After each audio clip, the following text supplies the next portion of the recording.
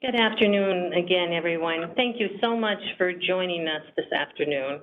My name is Karen Gallarno, and I will be guiding us through today's event. We'd like to cover just a few housekeeping items before we begin.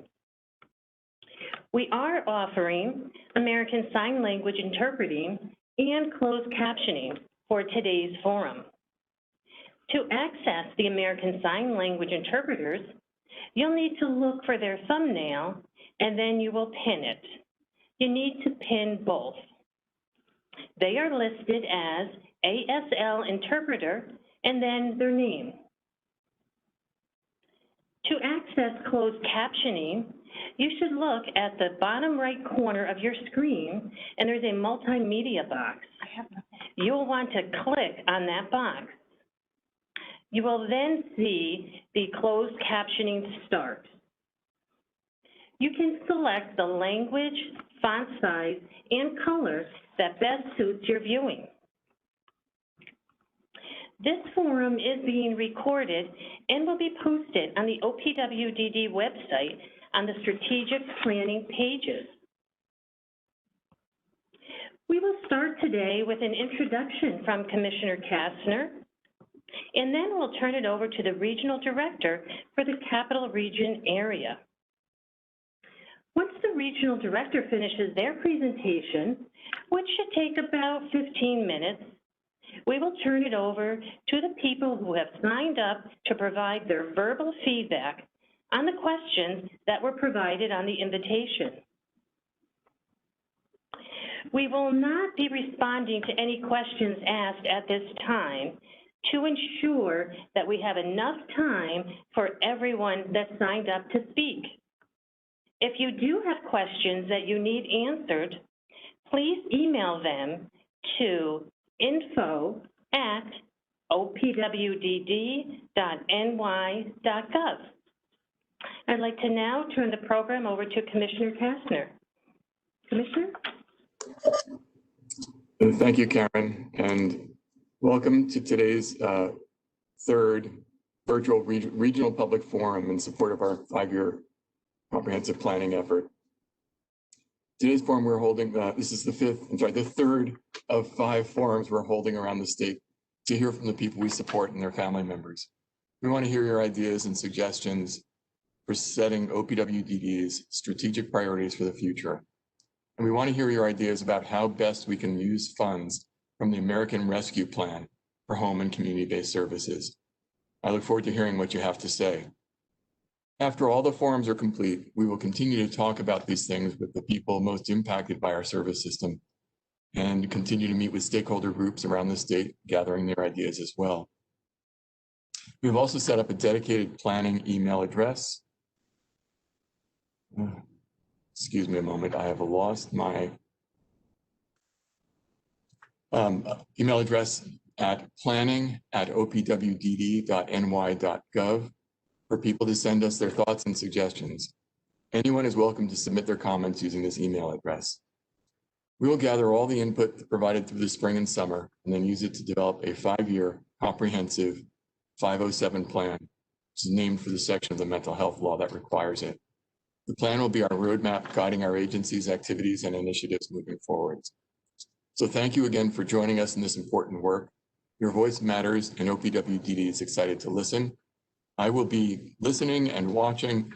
I'll be working off my computer, taking notes about what you're saying, so please don't think I'm actually taking the notes based on what you're presenting. And now I'd like to turn the forum over to our Regional Director, Joan Maltby, who will get things started. Thank you. Thank you so much, Commissioner. Hi, everyone. My name is Joan Maltby, and many of you may already know me, but for those who don't, I'm the Regional Director for this OPWDD region, which includes 18 counties in Capital District, Hudson Valley, and Taconic. As many of you know, our regional offices are typically the first place people go when they access services through OPWDD, and the place they continue to come back to as their needs change throughout their lifetime. I want you to know how important it is for us to take part in this process, to ensure that we are providing you quality supports that you need and want, in creating equitable, accessible, and sustainable supports for the future. We need your feedback to help guide us. The people we support and the families who also support them are the most critical and most important part of our service system. This system was built for you and by you, and we want to continue to ensure that we can keep meeting your needs with your guidance. The way that we usually get the opportunity to hear from you is through our regular public committee meetings that are advertised on our website, on our social media pages, and through our mailing list. But today, we're here to launch another way for you to provide feedback.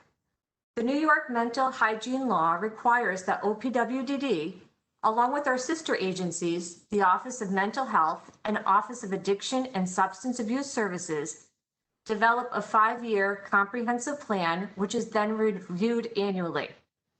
We know OPWDD hasn't updated the 507 strategic plan for a few years, which is why we are here to correct that oversight. We know that many of you, as well as our own staff, look to the 507 plan as a guide for our future. It helps set a path and expectations that we can all understand and follow. The fact is, the 507 planning engages all of you in the process, and that's exactly what's been missing out on. We meet regularly with different advocacy groups all across New York State and hear from them frequently. But we know many of you aren't part of that advocacy group and often don't have the time for frequent engagement. That's why this process and this engagement is incredibly important to us. It gives everyone the chance to have their voice heard. The purpose of the 507 planning process is to determine the service system vision and goals over the next 5 years and how to achieve those goals. Within that 5-year term, there are separate annual goals that we hope to achieve. Those annual goals are updated every year, which is the reason that the 507 strategic plan is expected to be updated and released every year. Everything we do and every decision we make is built around OPWDD's vision that people with developmental disabilities should be afforded the opportunity to enjoy meaningful relationships with friends, families, and others in their lives, experience personal health and growth, and live in the home of their choice and fully participate in their communities.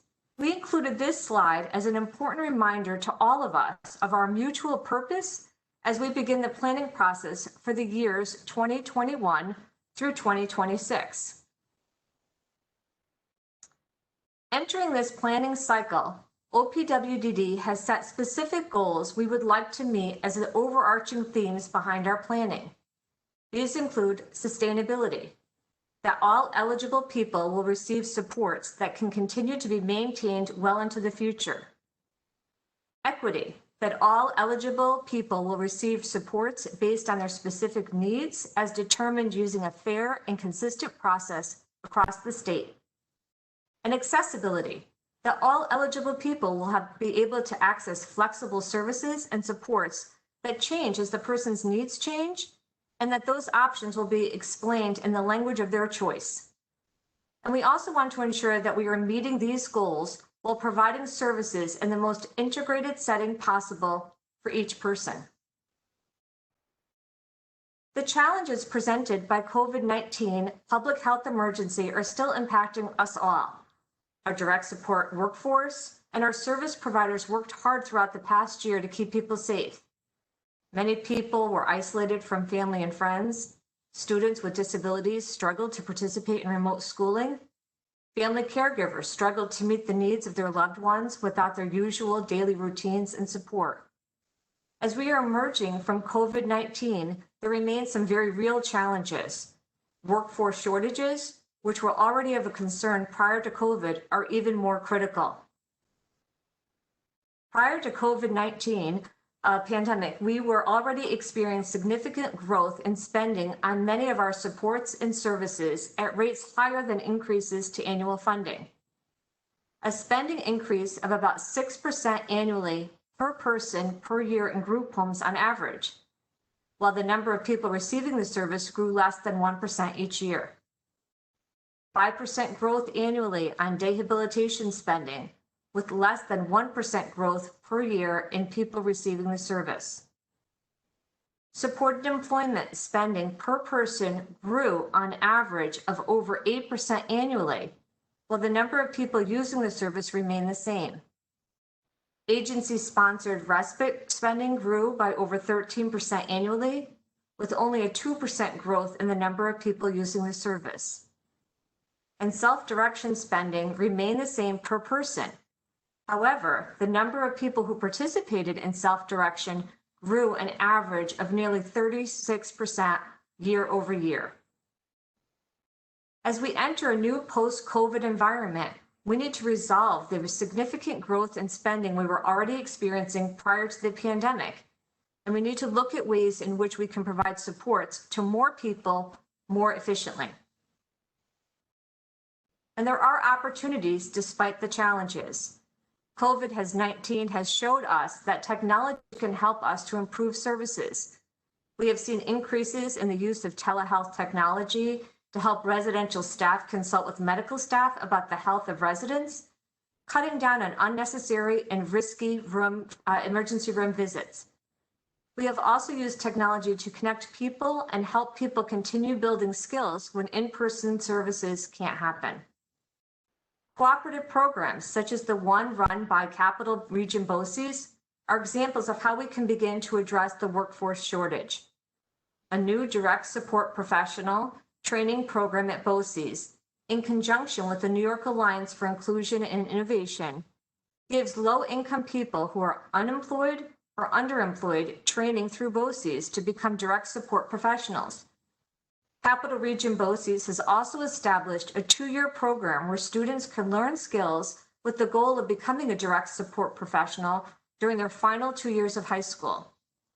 In addition, federal funding being provided under the American Rescue Plan gives us additional opportunities to address some of the challenges we face. The federal government implemented the American Rescue Plan in 2021, which sets aside funding for home and community-based services through Medicaid's Federal Medical Assistance Percentage, FMAP, funding.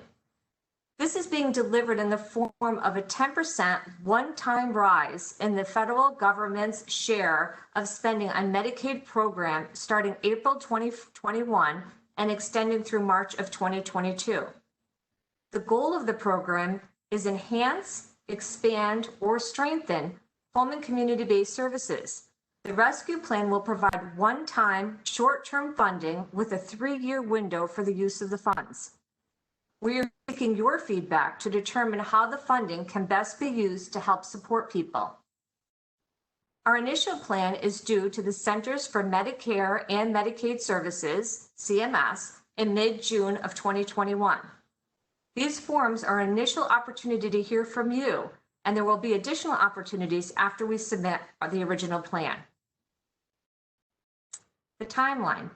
Throughout the spring and summer, there will be many opportunities for you to provide input into OPWDD's strategic plan. Input can be provided through mail or through a new email address, planning@opwdd.ny.gov. These regional forums are just the starting point to the process. There also will be many sessions with organized stakeholder groups throughout the summer. And additionally, once we have a draft plan put together, there will be another organized effort to hear feedback on the draft plan in the fall of 2021. In the invitation we sent out to you to these meetings, we included several questions regarding areas where we were looking for feedback. Those questions were not meant to limit you. They were meant to get the thought process started. The following slides will go into those areas a little bit further to help you understand where we are, where we need to input from you moving forward to make sure your interest and concerns are taken into account. Services across a person's lifespan. OPWDD serves people throughout their lifespan, from very young children who live at home with their family and who are primarily provided supports from their local schools, receiving only minimal services through OPWDD, to older adults who need supports across every area of their life, including housing. At all stages of people's lives, we want to provide the right level of supports so that people can live meaningful lives as independently as possible as we meet the ever-growing demand for new services. As people age, their needs and interests change, and the focus of services must change also. Therefore, our strategic plan must take into account the need to support families and the development of skills for children, promote independence, and support meaningful activities in the community and employment for adults, provide appropriate services as people age, such as increased support needs, retirement, and life changes. Housing. Helping people to live as independently as possible while providing access to the supports they need to meet their goals is the basis for OPWDD's housing plans. Our variety of housing options currently range from housing subsidies to give options for independent living to settings offering different levels of support and supervision, such as smaller community group homes and much larger congregate settings. OPWDD supports approximately 38,000 people in residential settings, and an average of 1,200 new people move into an OPWDD residential setting every year. The OPWDD housing subsidy is authorized for over 6,000 people statewide. A self-direction model with shared living, environmental modifications, and assistive technologies is available for people to help maintain independence. Our goal is to continue and grow these existing opportunities while also looking at how we can better support people with complex and challenging needs. Non-for-profit provider agencies are our critical partners, providing approximately 80% of OPWDD's housing. 20% is operated by OPWDD. We continue to develop additional residential opportunities by issuing requests for proposals from provider organizations. The most recent RFP was issued in 2020, and awards for the projects are occurring. There is a current activity that invites people in state-operated homes who have less challenging needs to consider a new living opportunity with a voluntary provider, which in turn would create an opportunity in state-operated services for people ready to leave residential schools who have more complex needs. The 507 strategic plan will take into account these and other ideas in planning sustainable housing supports for the future. Day and pre-vocational services.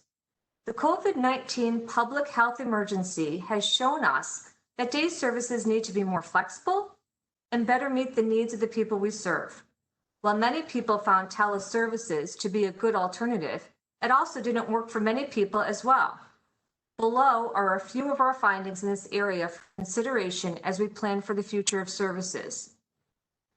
Person-centered planning must be done for each person to determine whether teleservices or in-residence service supports will better meet their needs. A balanced combination of services that can support a person within their home and within their community would be the goal. Transportation can be a barrier to services and employment, so solutions must be sought. Vocational and social skills should be a component of all day services. The day habilitation structure could be more beneficial if we were more individualized, more focused on skills for independence, and took place in smaller groups within the community. Employment. In building the 507 plan, we also need to look at how we ensure that employment is the first option for people who want it and how we can better prepare people for employment. To incentivize hiring, OPWDD has offered a back-to-work incentive to pay wages for a short term under the condition that the employer agrees to hire after the time period is over. We need to look at other ways that might incentivize employers to hire people. Positions may need to be customized to offer employment opportunities for people of all abilities. To create employment path for people to follow, all day service providers could be encouraged to offer the community pre-vocational service option so that people in day habilitation can move on to pre-vocational services or pathway to employment to gain employment skills and then on to employment. Employment staff need to be trained to not only assist the person receiving services, but also negotiate and work with businesses in hiring. These are just a few examples of how employment programs could be improved upon moving forward. Self-direction offers the most flexibility and control over a person's services as possible. Self-direction is intended as a choice for anyone who is able to make their own decisions about their services or has chosen another trusted adult to help them. OPWDD is currently working on enhancing training and communication for support brokers, fiscal intermediaries, care managers, and support staff, so that people have professional help available to help them self-direct. The new 507 plan should take into account how we can improve upon these services even further. Children's services and support for families. We have seen a lot of growth in the number of young children and their families looking for cross-system and residential supports over the last few years. This growth shows the need to grow community-based supports to make sure that children and their families are able to get the help they need, including the ability to support those children who are in crisis so they can remain at home with their families. Future planning should take into account the need to provide adult placement services for children leaving residential schools. Telehealth became a life-saving support throughout COVID-19 public health emergency. At this time, there is work around extending this support beyond the health emergency and making it a more permanent support. And there are ongoing talks around policy and regulation changes that might be needed. OPWDD is looking at the use of clinical services across disability types to see where changes should be made to match the need and demand. Making sure services are available to meet identified clinical needs is critical. OPWDD is also working with state and local mental health and hygiene partners to identify gaps in access to crisis supports and services and problem-solve strategies to help fill those gaps. We anticipate this being a large part of our future planning. The initiative mentioned earlier, which helps people move from a more restricted to less restrictive housing, is one strategy we are currently using to make space available to serve people with more complex needs and to provide choice, to ensure people are living in the most integrated settings, to make sure use of the current vacancies, and to open opportunities in state-operated homes for people who have aged out of residential schools and are waiting for adult service opportunities. State-operated residences can provide highly specialized services for people with complex needs. These are the areas we anticipate will play a significant role in our strategic planning process. As care coordination organization, health homes have been operated for almost 3 full years now, and many of the early challenges with developing new organizations have been overcome. We now need to turn our attention to enhancing the quality of care management services. We want to evaluate the strengths and weaknesses of our home health model and helping people of all need levels to learn how we can improve going forward. We want to look at this particularly for people with complex needs and those who live outside of a congregate setting. Care management was established to improve the coordination and integration of services across multiple systems, including health, behavioral health, and developmental disability services, to help people stay healthy and avoid the need for crisis and emergency health care, and to establish ongoing supports timely. Over the next several years, we want to increase the care manager's ability to serve people with complex needs and better integrate care across multiple systems to focus on the whole person and not just their developmental disability services. Our workforce. As demand for services grows, so does our need to attract and retain qualified workforce. OPWDD is partnering with providers of services and other organizations to begin building recruitment opportunities at the high school level and among non-traditional adult students. We have developed training opportunities in partnership with SUNY and are looking at additional ways to build staff retention. OPWDD is supporting the Regional Centers of Workforce Transformation to build competency, enhance training, and provide technical assistance. We need to increase recruitment efforts for clinical staff to provide important and much needed behavioral, nursing, and dental services. Innovations in technology and housing will not only increase independence for people we support, but it will also help maximize our workforce during this ongoing shortage. Data collection is also part of an ongoing effort to allow for targeted workforce strategies. These and other opportunities to strengthen our workforce will be crucial to the future sustainability of the system and will play a major role in the 507 plan.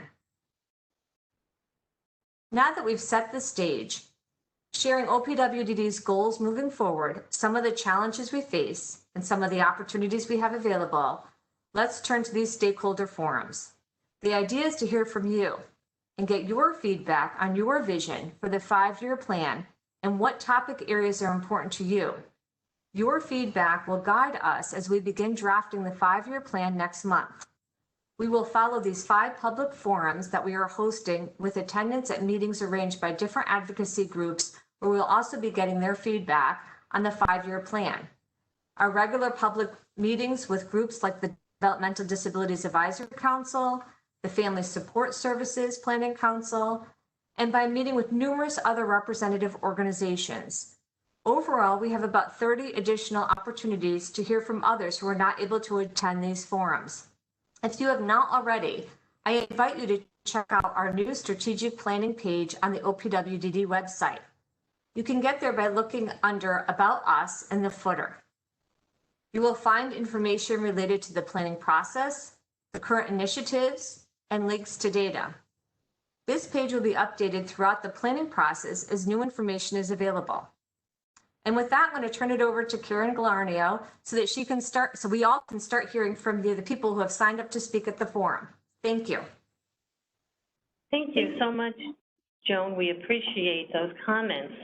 I'm going to ask everyone, we're going to take a momentary pause. We do have some technical adjustments to make, so I'm just going to ask for just a couple of minutes, and we will be right back with everyone. Thank you very much.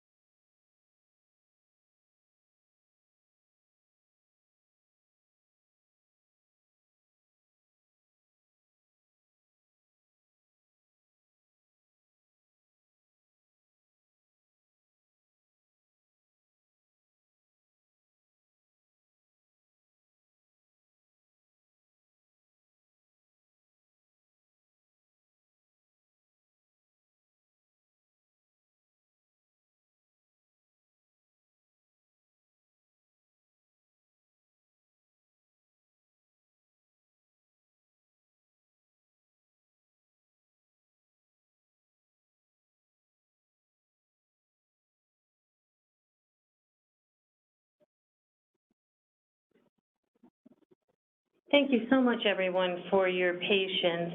And just a quick note, if anyone is using the closed captioning in that multimedia viewer in the lower right corner, if you can just hit continue. Thank you again for your patience. And now we will get to the part of the program where you all do the talking. I'm going to read your names off one by one. As I read your name, please unmute your microphone so that we can hear you and begin speaking. You will have 3 minutes. To help us keep on time and allow for all speakers to share their remarks, you'll see a 3-minute timer on the screen. As a reminder, if you haven't had a chance to already, you may share your written remarks with your regional contact, and your full remarks will be considered. And now we'll begin with the speakers. Our first speaker is John Maltby. If you can unmute your mic, please. Yeah, thank you, Karen. Okay, can you hear me? You're welcome. Yes, we can. Thank you.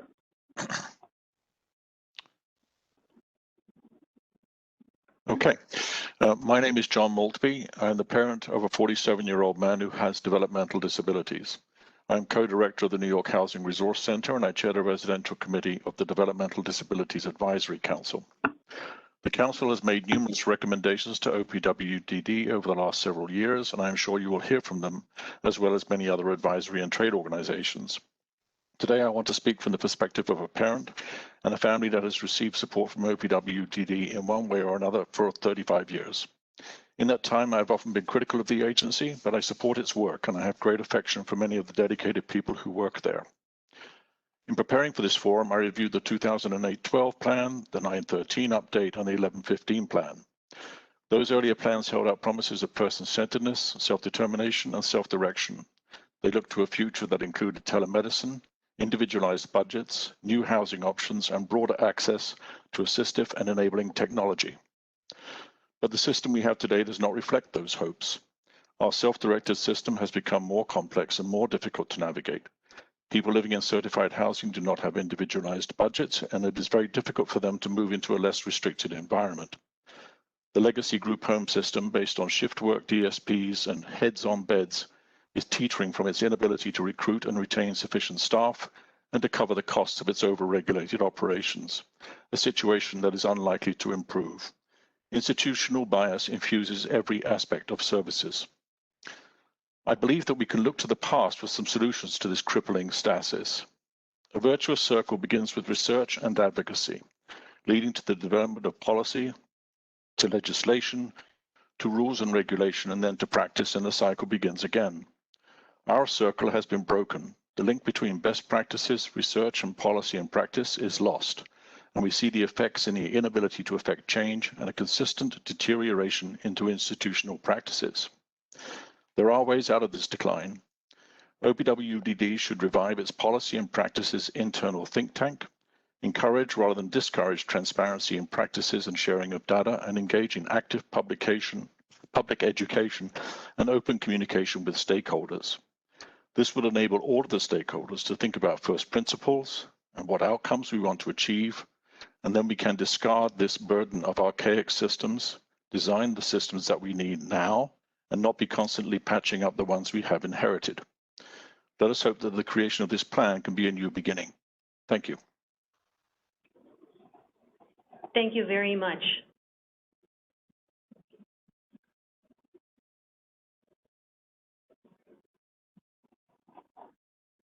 And our next speaker is Michelle Judah. If you could unmute your mic, please.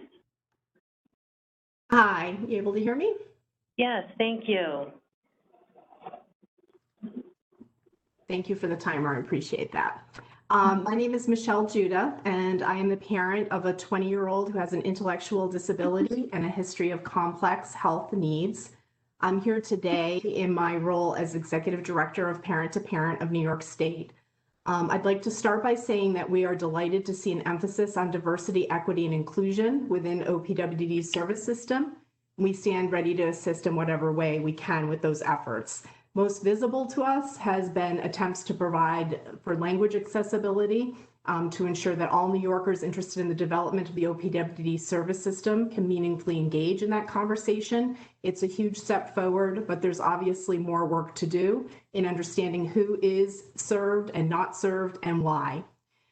The strategic planning efforts underway at OPWDD seem to be focused on 3 pillars: sustainability, equity, and access. I think we can all agree that all 3 of those are important. But in a recent conversation with Daniel Brown, the executive director of RACR, he really wisely shared with me that we can create a system that has all three of those pillars and still not have a system that gets people the services they need. That is the fundamental difficulty in the current process being used to develop the 507 plan. We don't know where we want to go. We can spend untold number of hours talking about how existing lines of services should be modified and fight over winners and losers in the determination of budget priorities, but to what end?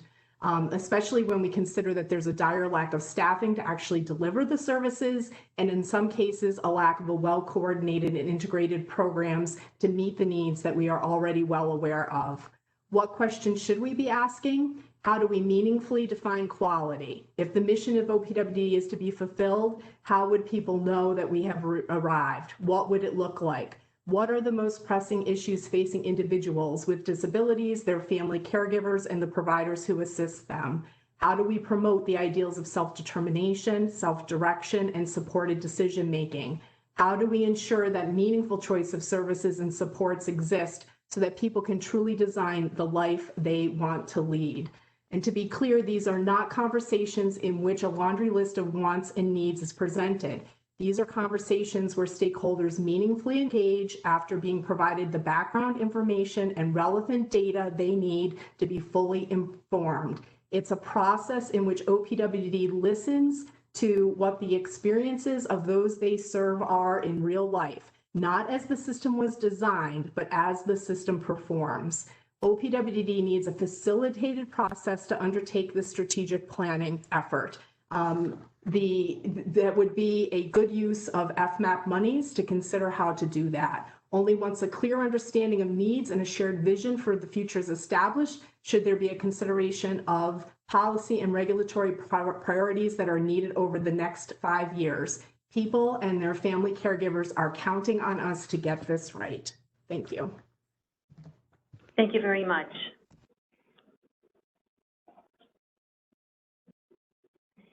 And we'll move to Trish Washburn.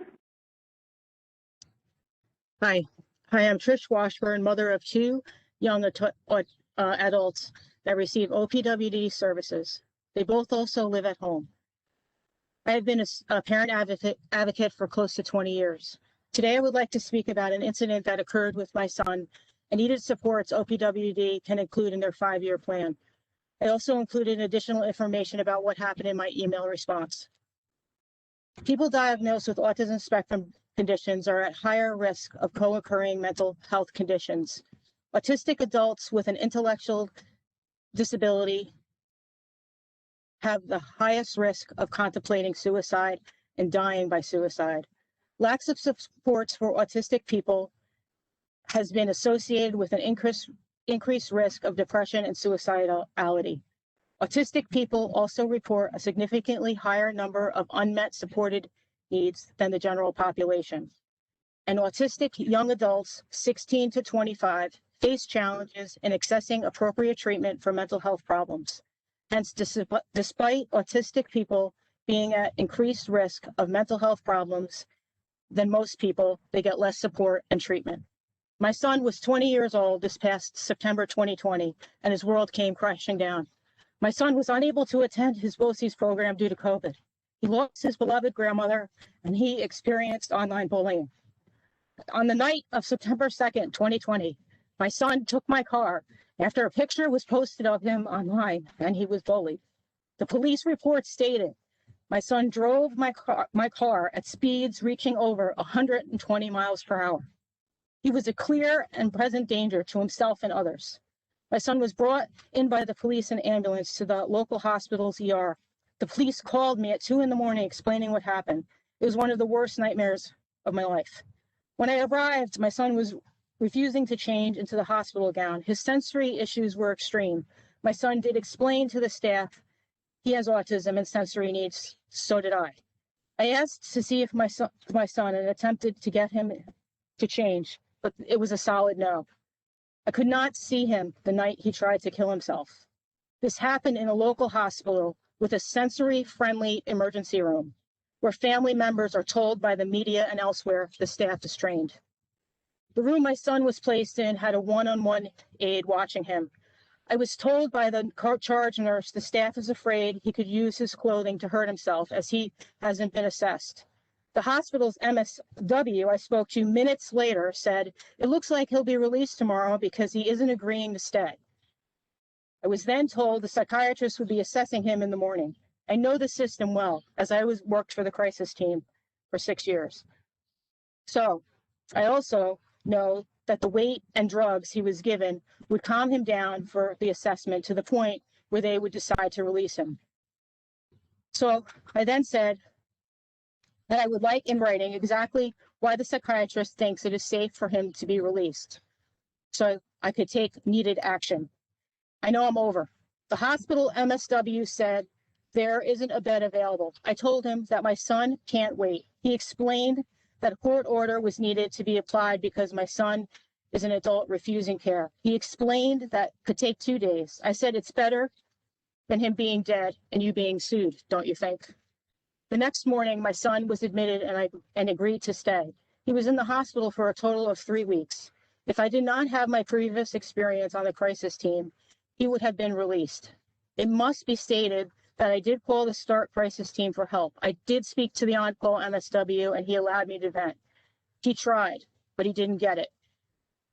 This is where a parent advocate would have been a great help. I felt alone, but I do believe the START team has good intentions and I think everyone I spoke to tries. There was a disagreement with a serious diagnosis the hospital psychiatrist wanted to give my son after barely knowing him and talking to him briefly. I fought back. The hospital psychiatrist ridiculed me in the START team's presence. This is another example where a parent advocate could have stepped in because I was in crisis too. How can OPWD help autistic people with mental health issues? In the START team contract, it reads that there is to be a parent family advocate as part of the team. I know this because I was the Consumer Caucus chairperson of the Developmental Disabilities Planning Council when the contract was being discussed and worked on with Dr. Joan B. Beasley. Dr. Beasley met with the DDPC and I strongly advocated for this position to be included. I was working as a family advocate at the time with the Capital Region Child Adolescent Mobile Crisis Team. I educated families on what they had available to them. I tried my best to bring the stress down by saying, I understand, I have 2 kids myself with autism. I was the battle axe to say the things that no one else would say. There needs to be a START team family advocate in all the areas of the state. I know it isn't filled in the Capital Region area, and it is part of the contract. It has been for years. Trish, Also suggest the START, yes. I don't mean to interrupt you. We do have a lot of speakers. We thank you very, very much. I understand. I have the rest in writing, and you can please refer to it. Thank you, and we certainly will. Thank you for sharing that. I'm sorry that I went over. Thank you. Thank you. Thanks. Thank you again, and we will now hear from Diane O'Connor.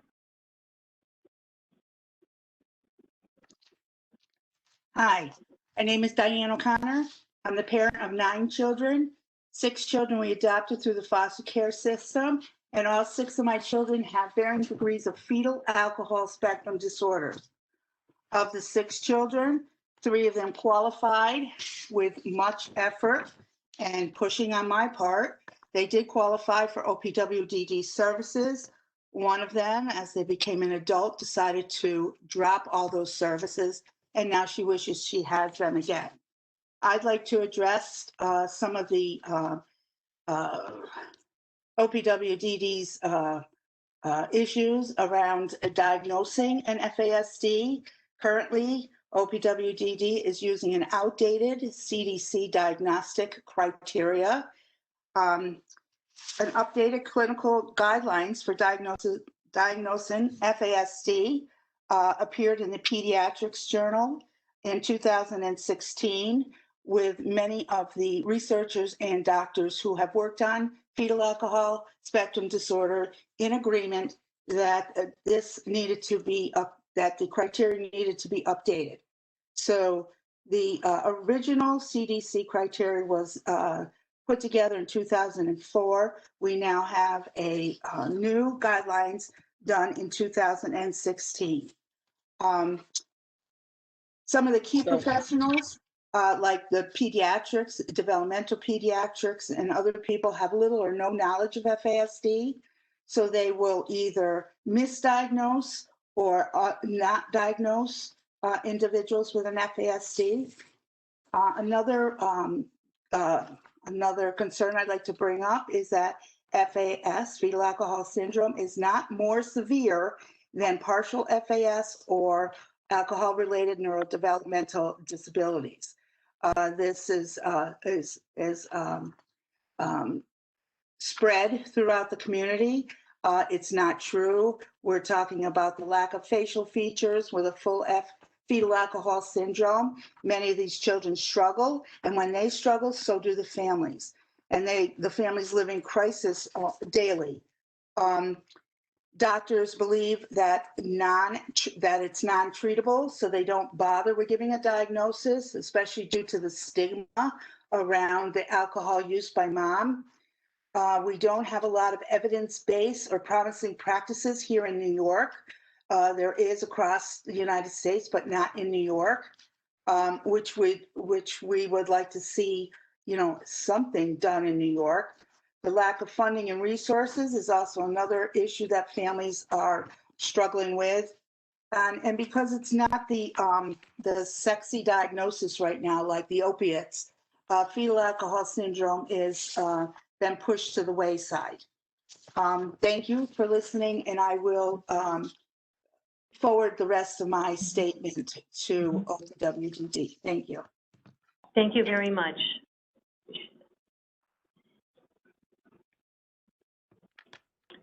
And our next speaker is Sarah Duterial, and I apologize, I probably mispronounced your name. No, that's okay. It's Sarah Duterial. Thank you so much for the opportunity. I am the parent of a 15-year-old with autism, intellectual disability, visual impairment. I'm here to speak a bit about what we can do to support complex needs in line with your plan. First off, I just want to mention the comprehensive assessment process and for the appropriate checks and balances to be in place there for children with complex needs and adults with complex needs.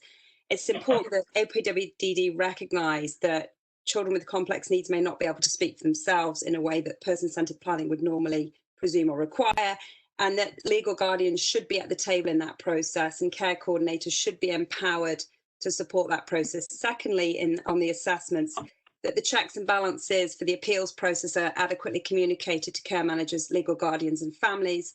Administrative errors can be corrected by your third-party contractor, but also then the fair hearing information for substantive medical necessity denials. Secondly, I want to talk about complex behaviours and crisis care. My son accessed the crisis system. I feel that CSIDD could be built on in a great way. It's embedded in the regions. It's hugely necessary, as we know from Trish's story. It provides access to knowledgeable psychiatric supports of the like that I've not seen before, very, very knowledgeable MDs who know the population. It's missing a couple of things, though, and could be strengthened by the addition of direct supports, being able to facilitate getting supports into the home. Where is ABA in all of this? It's the big question that so many people that I consult with ask. Where is applied behavior analysis? The START philosophy is fantastic. It's positive. It's great. The crisis plans that are developed are great on paper.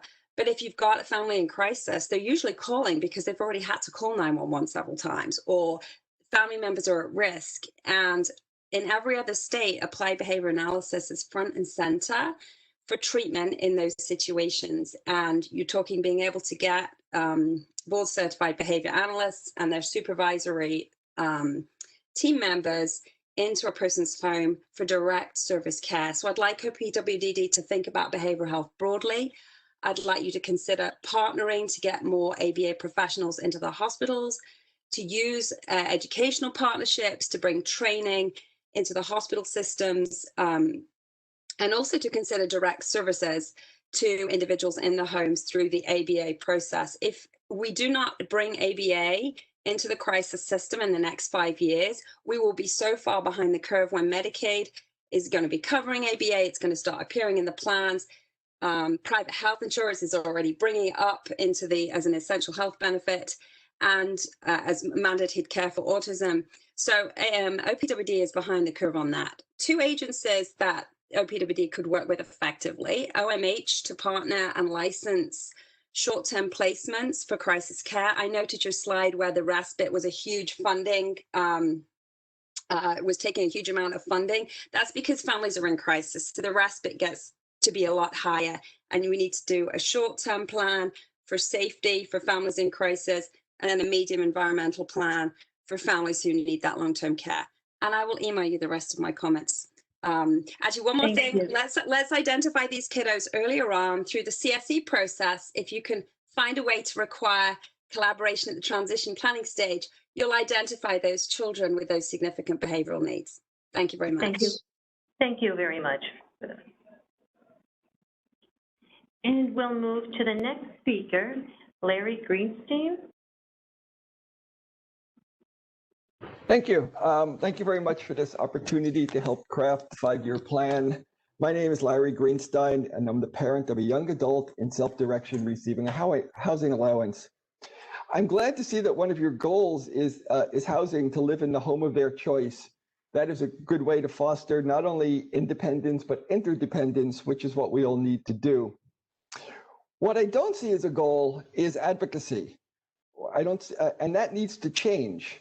People with IDD, especially those in self-direction, do not have an army of lobbyists. We can't contribute millions of dollars to political campaigns. We need a champion. And I ask that you step up and be the champion to advocate for legislation and regulations and policies that will help us in our community. There is a crisis in housing for people with developmental disabilities. There are often long waiting lists for agency-provided housing, and for people in non-certified housing, they are often being forced into homelessness or deciding between medication and food. The OPWDD reimbursement rates have not increased since 2012. The same cannot be said for housing costs in general. Adding to this burden is a new interpretation of the regulations requiring a larger share of the rent to be provided by the resident and to apply for HUD housing before receiving reimbursement. This is an untenable situation and needs to be resolved. So how? Real estate taxes are one of the main costs that a property owner pays, and that cost is passed along to the tenant in the form of rent. In agency-provided housing, there are no real estate taxes since not-for-profits can be exempted from the tax. If commercial landlords who agree to take the OPWDD reimbursement rate were for the portion of the property rented to a person receiving supports would temporarily be relieved of these real estate taxes. This proposal has been endorsed by the Long Island Association, which is an influential business advocacy group on Long Island. When I attached my comments, I put in their flyer as well. They view this as a win-win for people receiving services and a win for the community as a large, since the tenant will have more money to spend in the community, thereby enhancing their natural supports and helping the vitality of their entire community. We need your help to actively advocate with the legislature to enact this type of legislation. It won't cost the state any money and will greatly improve the lives of thousands of New Yorkers. If you'd like to discuss this further, please do not hesitate to contact me. Thank you. Thank you very much.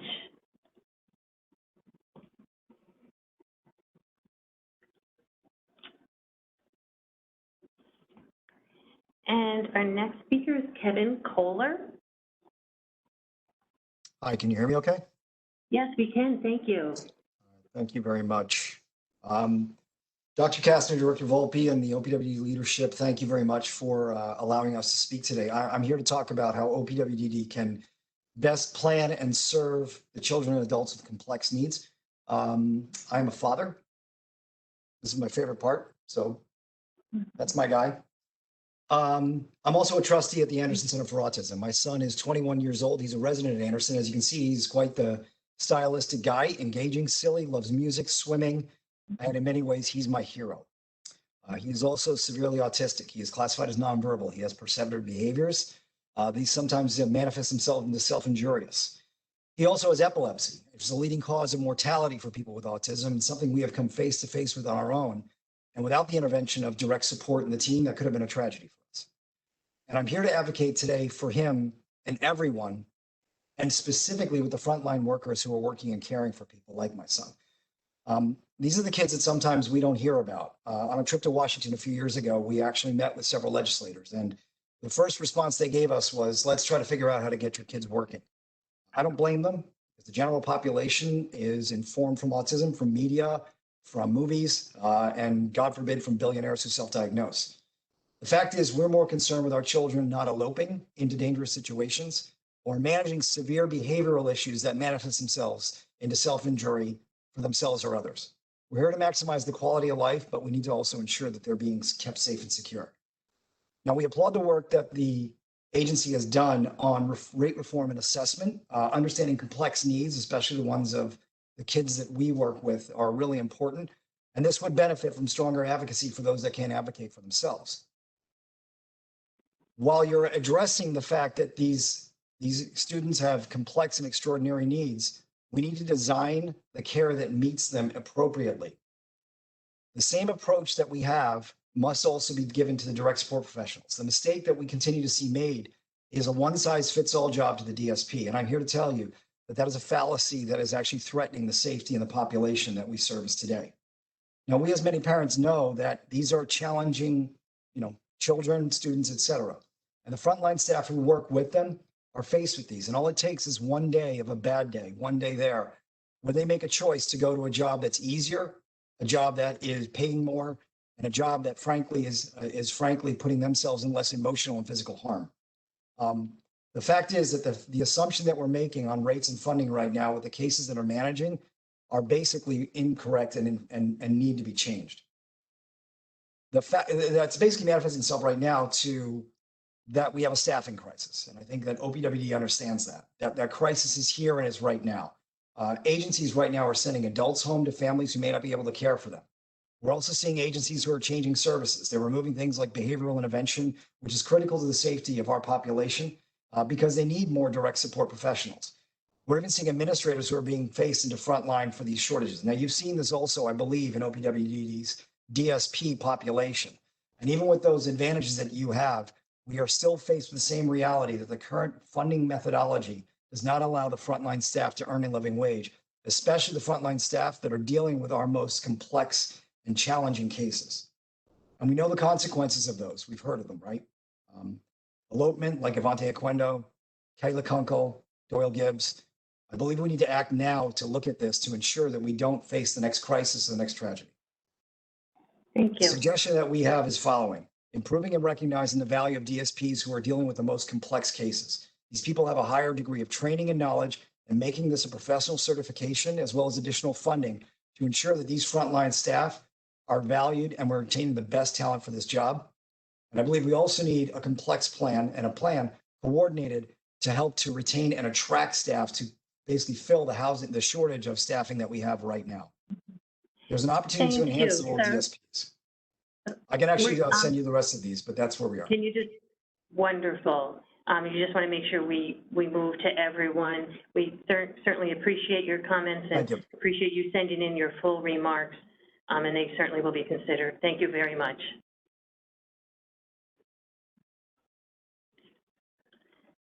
Next, we'll move to Amy Perry.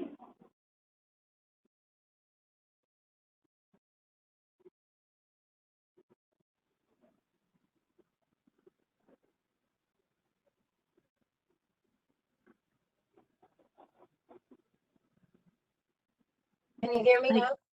Yes, we can. Thank you. I don't know if you could, let me see if I can get in the picture here. Okay, hi. Yes, you are. Hi, I'm Amy Perry.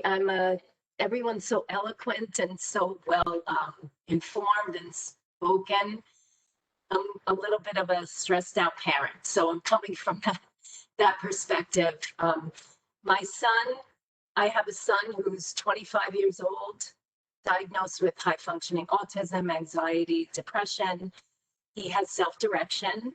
He lives independently with support. He does not drive. He has extreme anxiety that prevents him from completing, simple tasks such as paperwork or organizing. He has a lot of executive functioning issues. And my biggest concern right now, he lives independently.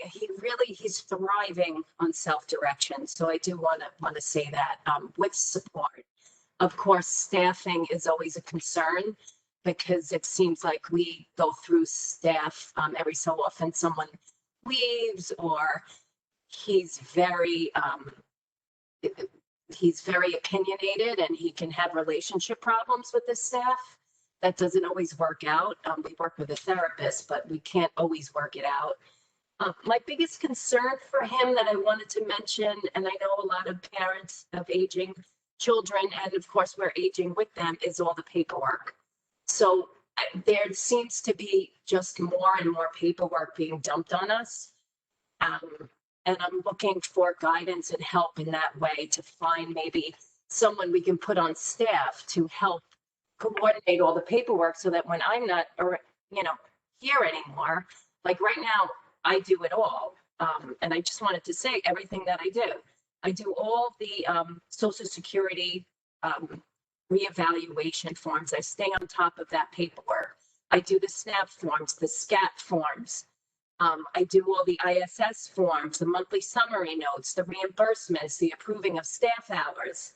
And now there's also a new yearly housing packet that has to be done every year. And I feel we're getting bombarded with paperwork. And I just would like OPWDD to consider, how can you help us with this? How can we streamline the paperwork so it's not so scattered? I have to keep track of all the timelines of everything. And who's going to do that when I'm not here? My son certainly can't. I can't trust the staff he has right now to do it. I'm hoping that eventually we can get a position created for that particular purpose that can be trained on all these different paperworks that everybody has to do, especially I think with self-direction. I really can't speak on other, programs and such, but so that's what I would hope that you would, in the future we could see. Thank you. Thank you very much. We appreciate that.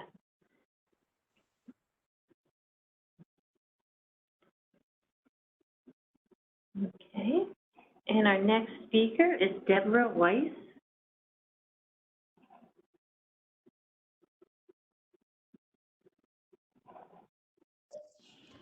Hello, thank you for the opportunity to speak. It's amazing how the overwhelming majority of us have an autistic family member, and I am no different. My name is Dr. Deborah Weiss. I'm a certified health education specialist and a health professor. I'm the mother of a 31-year-old daughter on the spectrum. And like many of you, we faced many health issues when she was growing up, multiple health issues.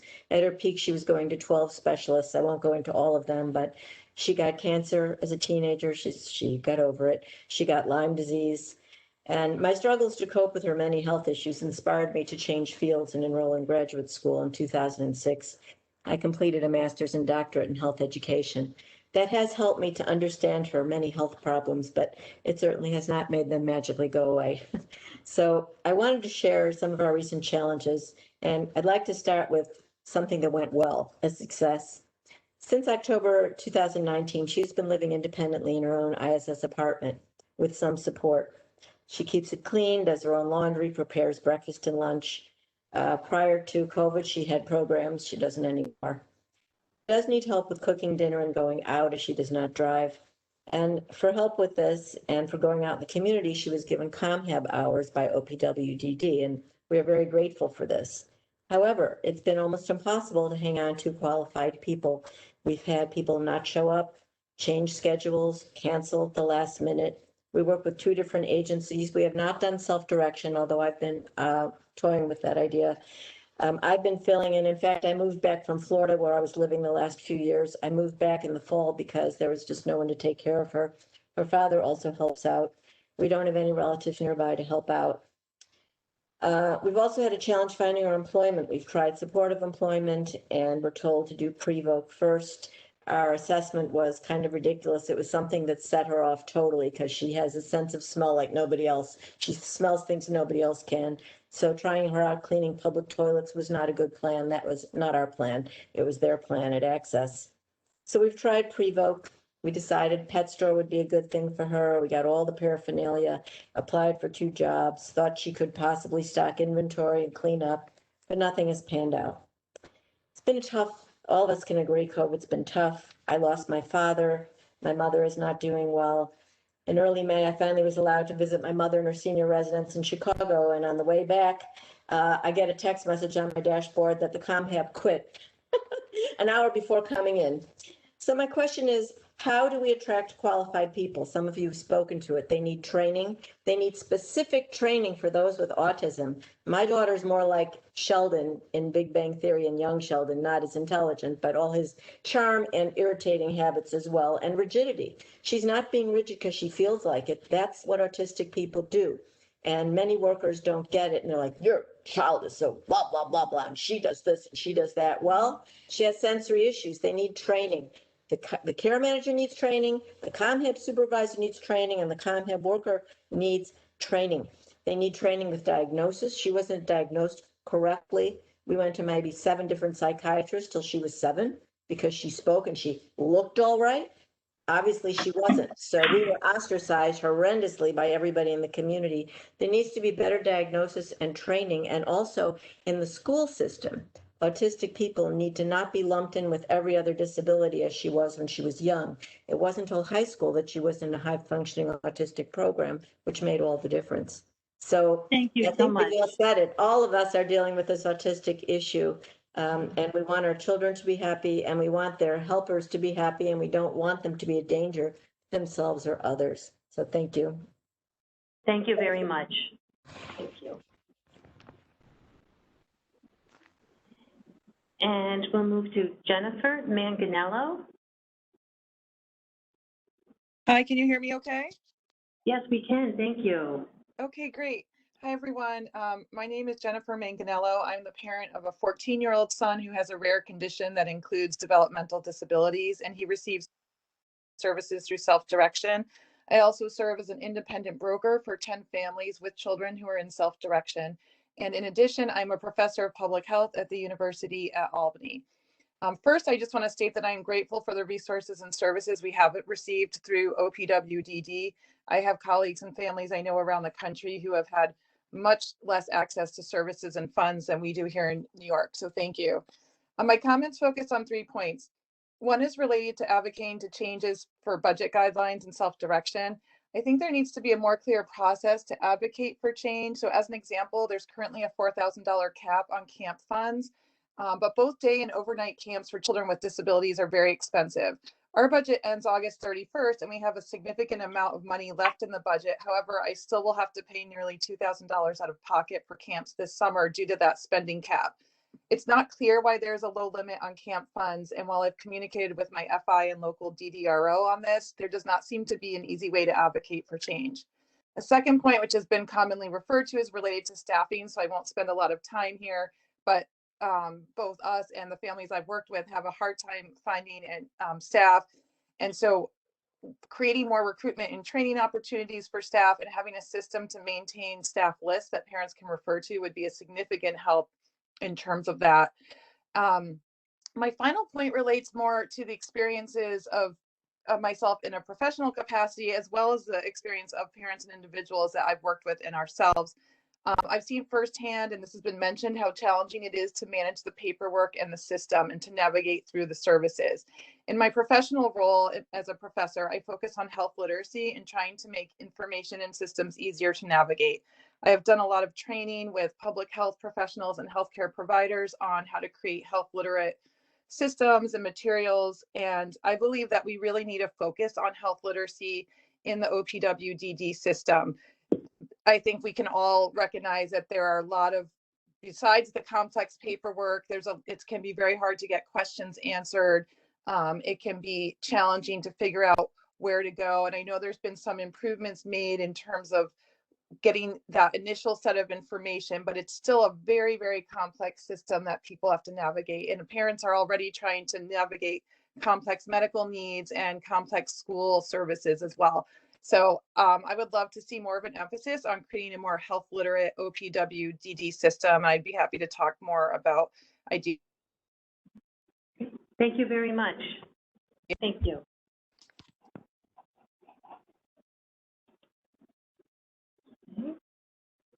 And our next speaker is Barbara Carson Todd.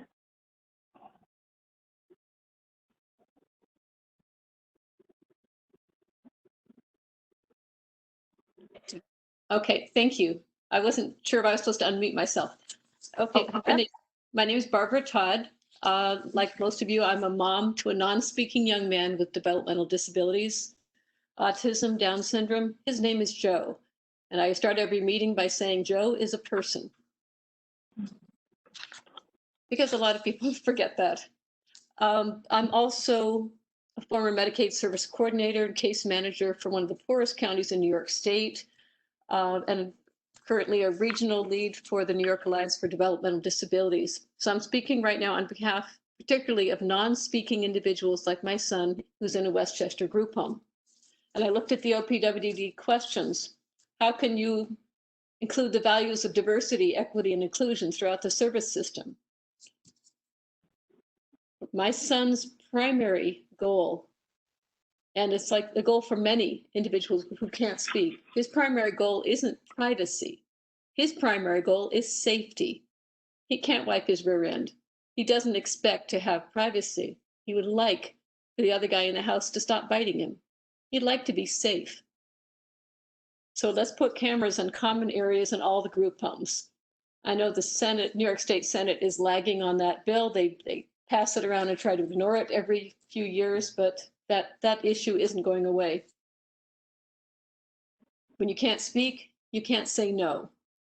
People excuse the abuse and neglect that's happening, that's rampant in group homes. And I've actually had a doctor tell me, well, it's implied consent because your son can't speak. No, that doesn't work. It's never, silence never implies consent. Put cameras in the common areas so that we have proof. There's a lot of good people, there's a lot of good DSPs, but unfortunately there are some bad apples getting in there, and you've got extremely high rates of abuse and neglect happening. And I don't see OPWDD dealing with that issue at all. And just saying, gee, we hope the staff will be nice, that's not enough. I've looked at what OPWDD has written there, and it's not cutting it. You're not keeping our kids safe. My son has two primary concerns. One of them is safety. The other one is jobs. He wants his jobs back. He wants to be delivering Meals on Wheels. He wants to work on the landscaping crew. He wants people to say, hey, good job, Joe. That's his self-actualization, those affirmations. He's not a problem kid to deal with. He just wants his jobs. He wants to be safe. Those are issues that OPWDD needs to look at. Look at the fact that most individuals in group homes are there because they can't do their own ADLs. They need help. They need a greater level of support. And when I asked the staff yesterday at my son's clinical meeting, what do you need most to get good DSPs? And of course, they said salary. Pay them a decent wage. And I agree, give them good training. And I'll send you the rest of my remarks. Thank you very much. Thank you.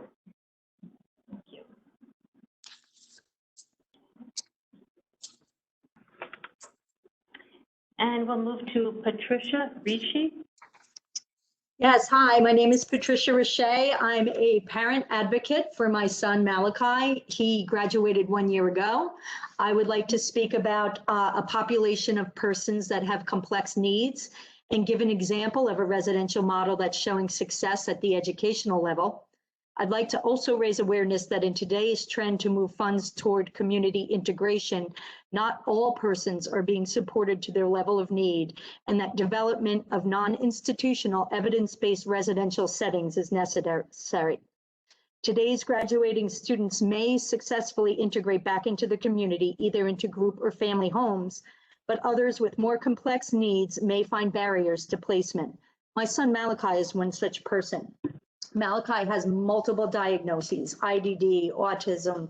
He has a genetic syndrome. He has so many things going on in his life medically as well. However, it is his aggression that is what is preventing him from being placed residentially.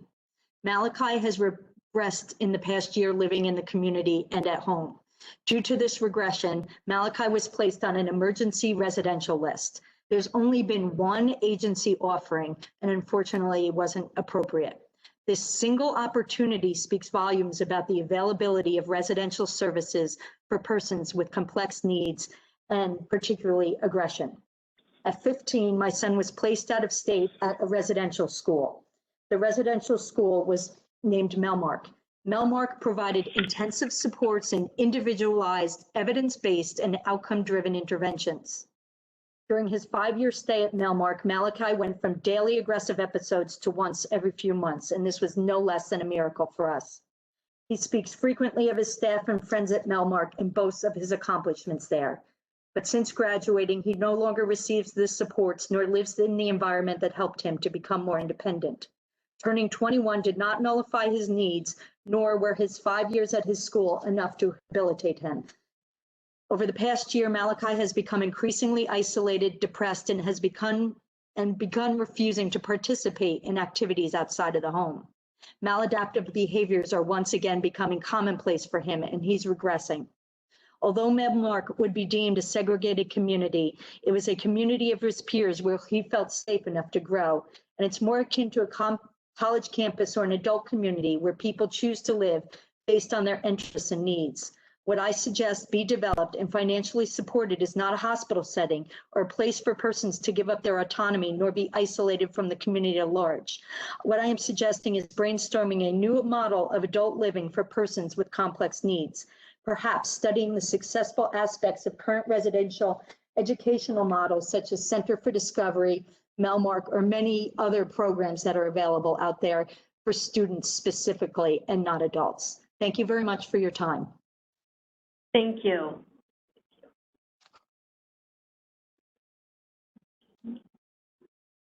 And next is Naomi Adams.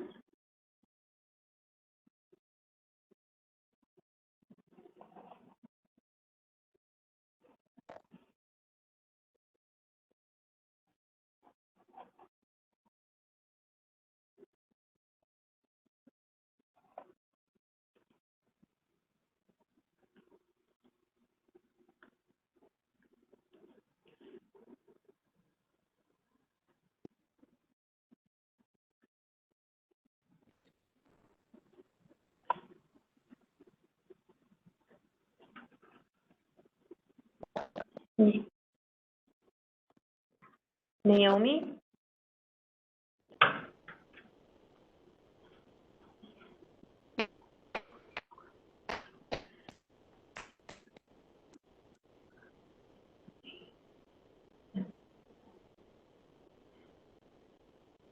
Are you unmuted, Naomi?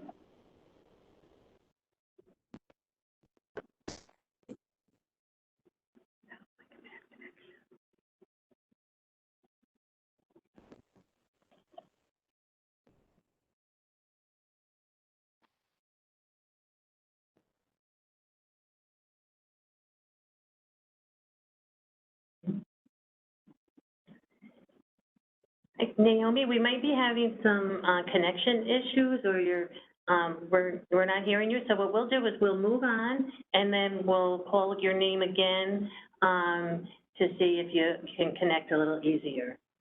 Thank you. We'll move to Michaela Hoskins.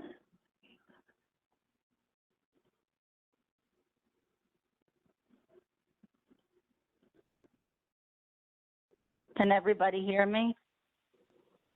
Yes. So, hello, I'm Michaela Hoskins, and I am a self-advocacy board member for Self-Advocacy Association of New York State. I currently live in a supportive apartment at the Arkman Hudson. I am here to share about ongoing staffing crisis. Over the last few years, more than DSPs has been leaving our agency.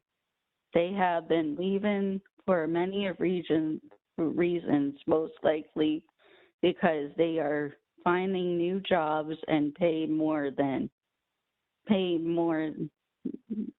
them more. Some are leaving the field because they can make more money in other areas where they depend on DSPs, and when they leave, it is hard on us.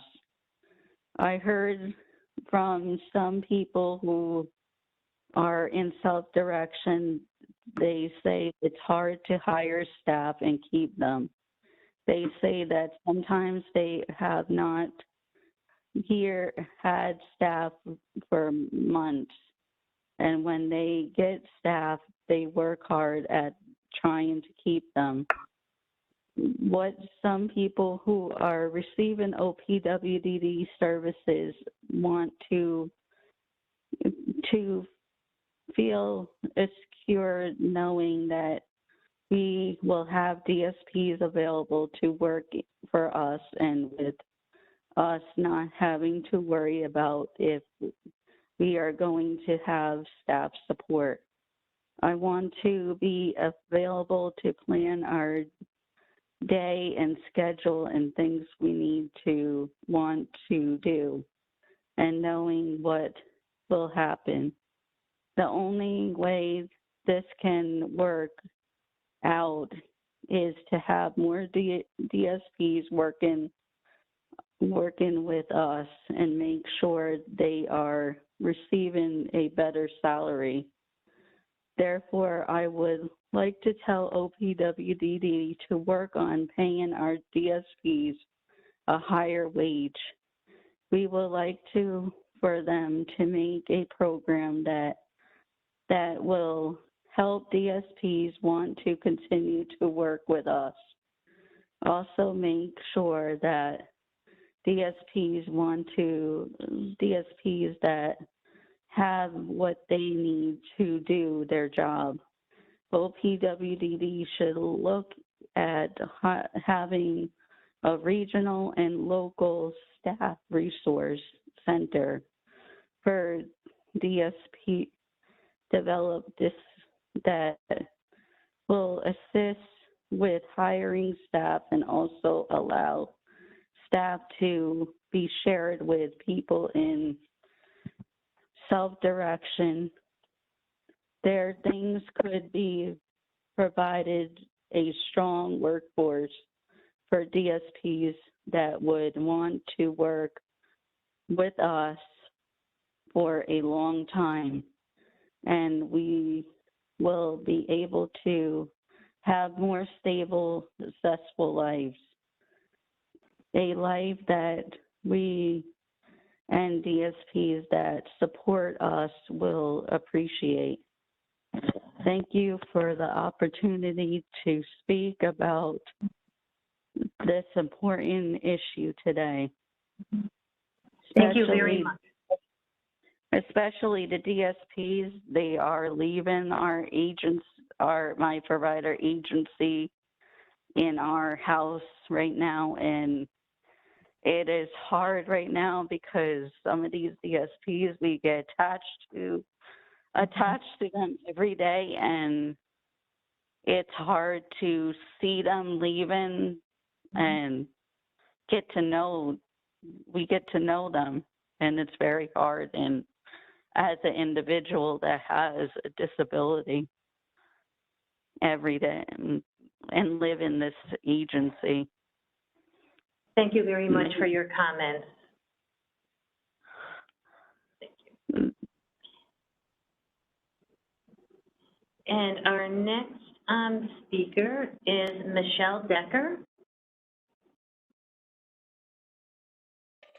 Can you hear me? Yes, we can. Okay. I'm Michelle Decker. I have a 23-year-old in a self-directed apartment. A self-directed apartment for a person with a disability is a blessing for both the disabled individual and the caregiver. It gives the self-directed individual a sense of agency and independence, and it provides the caregiver and family an opportunity to see their loved one launch. While this is certainly valuable and important for everyone, self-direction is missing a very critical component. It fails to account for the role of the house manager that is found in a certified group home or supported apartment. Many would argue that if a disabled individual needs a house manager, then they should live in a certified setting. There are two holes with this argument. First, certified settings are too restrictive for some disabled individuals, and appropriate milieu are often hard to find. Second, the process of securing a group home is a long and arduous one, as we've heard from previous comments today, and there's thousands of people on the crow list. In addition, some individuals can live independently, but need the help of organization and structure to function on their own. I'd like to share my role as a parent and house manager in order to illustrate what it takes to run a self-directed apartment. I've hired two ComHab workers from care.com that are self-hired. One works 4 days a week, about 5 to 6 hours a day, Tuesday through Friday, and the other one works 2 to 3 hours to help with the dinner shift. My child has a significant budget. I still need to handle all of his medication, call the pharmacy for refills, deal with prescribing doctors. I need to manage all of his medical needs, all of his insurance needs, handle any type of medical infusion, get him to the doctor, monitor blood pressure, provide wraparound services for psychiatrists and psychologists, insurance authorizations. I need to manage his apartment, make sure there's toilet paper, paper towels, light bulbs, contact maintenance, wash linens, manage trash, the list goes on. I need to manage his daily living needs, make sure staff are communicating with each other, train staff, monitor food, verify daily living skills, buy clothes, oversee laundry. And I need to handle all the administrative duties of all the required paperwork that's needed. As illustrated, a parent's house manager's role is quite extensive. Ideally, a house manager could oversee 2 to 3 self-directed apartments in a similar geographic area, and this would help with the sharing of the cost among individuals. Implementing the role of the house manager would provide tremendous relief to parents and caregivers. Many parents worry who will fulfill the role when they're no longer able to care for their disabled loved one. In fact, my child is terrified how they will function if I'm not here to support them. The truth is that in the majority of cases, the circle of life forces us all to leave our children before we are ready. And we must implement the house manager job as an approved and a financially accounted for position in the self-direction model. Otherwise, if we are not proactive, all of these individuals will be at risk. They will face homelessness, end up in nursing homes, psychiatric wards, or tragically prison. As a community, it's our responsibility to make sure disabled individuals will be appropriately supported throughout their lifetime, functioning in their most independent and productive capacity. Thank you for your time. Thank you very much.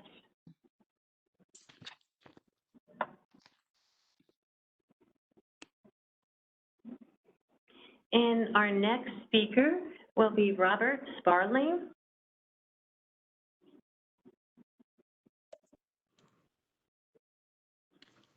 Hi, can you hear me?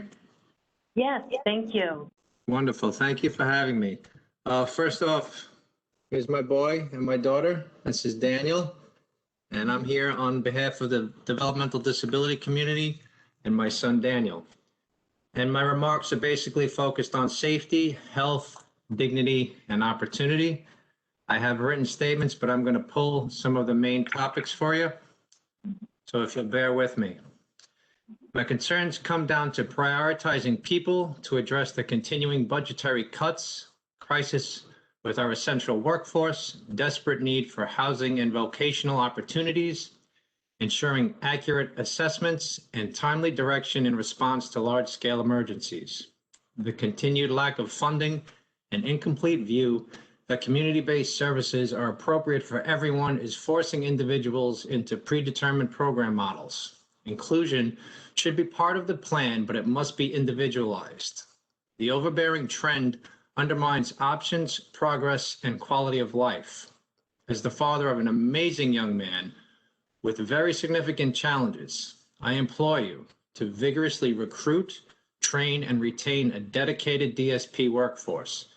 This is a skilled profession compensated at or below the transitory positions in the fast food, retail, and hospitality industries. How can someone providing life-changing support for health, safety, dignity, and basic quality of life needs earn less than entry-level seasonal workers? Next is housing opportunities. Opportunities for those with more challenging and complex needs must increase. The wait list for residential services is beyond unacceptable. It is dangerous. We must prevent the institutional horrors of the past, but we should not blindly exclude organized communities thoughtfully developed for our loved ones to live, work, play, and learn with their peers. Isn't that what we all want? Prioritize this tragedy by ensuring increased options in appropriate settings that are developed immediately. We must also provide opportunities to work and participate in social activities in whatever setting is appropriate. Forcing people into fully integrated environments is counter to person-centered planning and eliminates opportunities. We're talking about people here. They deserve better alternatives than the without walls programs that do not provide the fixed physical setting, structure, or consistency necessary for them to thrive. Also, ensuring effective and transparent assessments. As the CAS determines services and funding, it must be transparent, reviewable, and promptly appealable. Additionally, the lack of transparency and issues with Maximus, the private company contracted to provide it, demand an exhaustive review and corrective action. There are too many questions about this. Lastly, in response to the pandemic, we must find and ensure ways to timely and appropriately provide guidance and funding in emergency situations. OPWDD must do better to provide funding and necessary equipment, timely guidance, and ensure accountability of provider agencies. Our loved ones have and continue to suffer tremendously and disproportionately amid the pandemic. The isolation and regression they suffer is as significant as the social and emotional trauma. Again, I implore you to prioritize our loved ones and to move away from the incomplete and detached approach to supports and services, and realign the direction to be more consistent with a person's needs, challenges, abilities, hopes, and dreams, wherever they fall on the continuum. I will submit the balance of my comments in writing, and I thank you for your time. Thank you very much. At this time, we're going to like to Naomi Adams. I think you might want to check on your connection. Naomi, if you can unmute yourself. Can you hear me? Yes, we can. Oh, okay. My name is Naomi, and I am receiving self-direction services, but I'm not going to talk about that, okay? But I wrote something very important to me. But before I do that, some of the things that I'm going to read, I've never said out loud. So if you're just going to have to bear with me, okay? So I would like to address the unfairness regarding the rules or regulations around paid staff to help an individual they work with for during the time of hospitalization. That's what I want to talk about. Here is what the rules say about if you live in an IRA. There are ways to get staff support paid if one goes to the hospital. But if one lives in the community, one cannot get the same support. This is very unfair. I live in my own townhouse, and the rules say I cannot use paid staff support to assist me in the hospital. And I hate it. What I have discovered, once a person who lives in the community with a disability is admitted into a hospital, paid staff cannot assist the individual in the hospital. It is called double billing. You cannot be paying for direct care staff or community rehabilitation if the hospital is being paid to take care of the hospitalized individual. The only person who I have discovered can visit or advocate for the hospital individual is the case manager. No other paid staff. Almost 3 years ago, I had a major surgery when my parents were living out of state and both frail and older. It was devastating for them to come to be with me while I was in the hospital for 2 weeks. no parent should have to give up their health for a rule in New York State. No paid staff could be with me. Then, just to let you know, before I also then was in 2 rehabs, and we had the same problem. After the hospital, I was in 2 rehabs, and we had the same problem. So that was a total of 6 weeks. I could not have any paid staff visit me. No paid staff could be with me. I had my dad fall out of my bed, fall down the stairs in my house, fall out of my chair, and sent 2 times to the local ER. I said my parents' health was poor. We had neighbors picking up my dad to get him up from the ground way too many times. We even had the same experience when I went to rehab after my hospitalization. It was very bad. The laws or rules around people in the community say the hospital should be able to take care of you. In my experience, I've never seen this as the case. In fact, I speak to many people, many professionals, and they've never seen it either. Most staff at the hospital have not been trained to work with someone with a disability. So how are they supposed to give you adequate support? Thank you. Oh, I ran out of time? Maybe just a few more seconds. Did you have one more comment? Now, let me just see if I can, right now, here's where we are up to date this coming week. Is my mother, who I lost my dad, and now my mother's health has dramatically decreased. She's gone up in age, and she's crying, and she doesn't know she can make it, and no paid staff can go with me when I get hospitals this week, and that literally stinks if she can't make it. I hope you can take into consideration who can start to address this mind-boggling issue that I've got going on. And it's not just me. A lot of my friends are dealing with this too. Thank you. Thank you for those comments.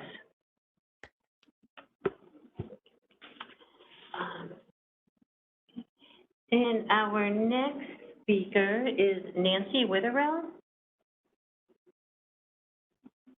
Hi, can you hear me? Yes, thank you. Okay, good afternoon, and thank you to the OPWDD for this opportunity. My name is Nancy Witherrell, and I'm representing the families whose loved ones live in residences that are operated by Joanio, which is a not-for-profit agency in New City, New York. My sister Susan currently lives in Fisher House, Joanio's ICF.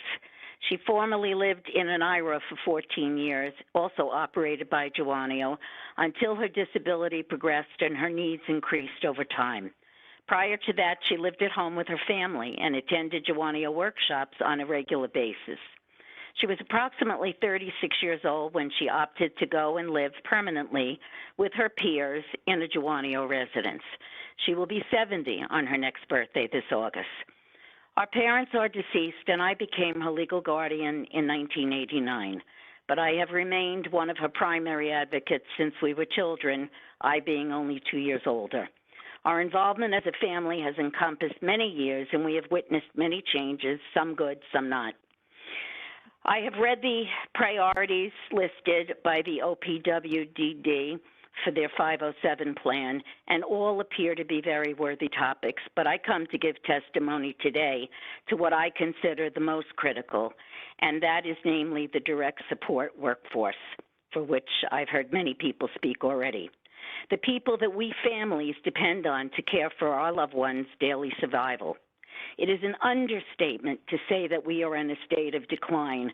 We are in a critical state of decline, and it has been a growing cancer over time, especially since New York State's adoption of Medicaid reform.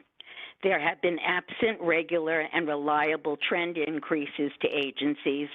Staff wages have remained stagnant, while increased medical costs are passed on to these workers, along with the regular rise in the real cost of living. Consequently, all of this erodes their compensation. Starting salaries for a DSP is $13.50 an hour. The average salary is $14.78, well below a living wage. Yet we increase their responsibilities, offering minimal training with small compensation. They are dispensing meds, involved in medical processes, things that nurses normally do. But we can't retain our nurses based on our salaries as well. We have people with feeding tubes, NG tubes, people with serious medical issues. We no longer have a dedicated cook or recreation person, again, because we have suffered so many cuts in state funding. Anyway, after being forced to remain this year in their facility or homes during COVID and without seeing family in person for more than 9 months, some restrictions are finally being lifted, and our residents are now going once a week to the daily programs they used to attend 5 days a week. Unfortunately, due to the loss of staff, we don't have enough of them to go around to facilitate the daily programs. These DSPs have to address the emotional issues that arise with this population, as well as deal with the emotions of their families. Depression isn't uncommon in this fragile population as well, and it necessitates a caretaker who is empathetic to their needs, as well as sensitive to the family's concern and frustrations. Add on a pandemic, and this population has been cut at the knees. We had residents die as well as staff due to COVID. People were and are afraid, and many opted out. But many came, and they donned their masks and their gowns, and they took grave risks to come in and care for our loved ones. For over 9 months, we families visited through the glass as these brave souls continued to care for our family members. They had families too. Most work 2 jobs to exist, and they endure the fact that a young person in McDonald's has a better starting salary and knows that periodic compensation will aid them in getting ahead. Our DSPs know that for all they do, there is little to look forward to. Yes, Hello, I'm over. sorry. Yeah, Okay, I just want to say I implore you with the funding that is coming down for the federal government to please see that New York State is accountable and that it is used for these desperate times that require desperate measures. I am an advocate and I am concerned about my loved one as well as everybody on this call. I appreciate the time. Thank you. Thank you very much. Thank you. And our next speaker is Amy Watkins.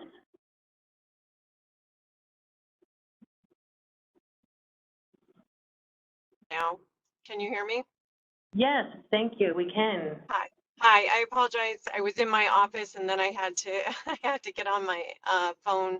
So I apologize if the connection isn't good. I appreciate your time today. I really appreciate listening to all of the speakers and everything that they've shared, and I concur with the importance of our DSP providers. I am fortunate. I have a 23-year-old son with Fragile X syndrome, which is a genetic disorder. Our son has self-direction, which we are thankful for, because unlike those without self-direction, we are able to provide our DSPs with a salary wage of $25 an hour. Unfortunately, the training is still lacking, I would say, for the needs of the population. So we have a well-paid babysitter at best. So I do feel that there is much to be done with that. As well, I would like to just applaud what was said at the beginning by Joan regarding the housing. My vision is one similar to that at Eastdale Village in Poughkeepsie, New York, which is a residential facility for individuals that has shopping and dining and doctor care and multiple different types of housing, whether it's apartments or townhouses available. And I would love to see housing that is designed with the intent for individuals with special needs to be living in a community, not out in the country somewhere where they don't have access to transportation or to restaurants and businesses. I feel that something designed like this could also provide these individuals opportunities for vocational training and or jobs. I'm fortunate that my son does not, with the support of the services that he gets through OPWDD, does not need a paycheck. He needs to be involved in his community, and he needs an opportunity to be included in these activities and opportunities. So I would invite OPWDD to continue to look at opportunities to create these inclusive communities that really allow for individuals with and without special needs to live in harmony together, an understanding of the type of community it is, so that it is a safe location that is in not in a remote rural location, but has access to the types of activities that the individuals would benefit from, and allows them to celebrate some independence by being able to walk out their door and not to be dependent on transportation by a DSP worker. And I just thank you for your time. I know I only have a few seconds left, so I really appreciate you giving me the opportunity to share. Thank you very much. Thank you.